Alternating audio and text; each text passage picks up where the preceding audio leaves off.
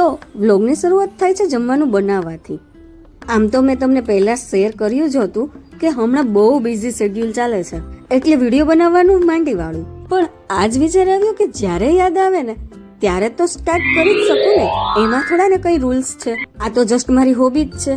મારે ગ્રો થાય કે ના થાય પણ એક મેમરી તો લાઈફ ટાઈમ સેવ થશે ને. બસ આવા જ વિચારો સાથે રસોઈ તો બની ગઈ. રસોઈમાં ખાલી દાળ ઢોકળી જ બનાવવાની હતી અને સાથે માખણ પણ કાઢી જ લીધું.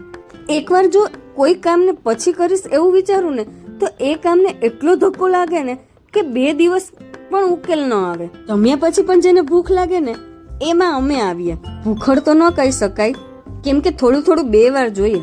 મેગી તો પાર્ટનરના હાથની જ મસ્ત થાય. આ કામમાંથી છટકવા માટેની વાત નથી હો, રિયલીમાં મને એના હાથની મેગી બહુ જ ભાવે. પણ આજ કંઈક પાર્ટનરે નવી રેસીપી વાપરી લાગે છે ને, કાં તો સમજી ગયા લાગે કે આ મારી પાસે જ બનાવશે, એટલે જ પેલા જેવી ટેસ્ટી નથી બની.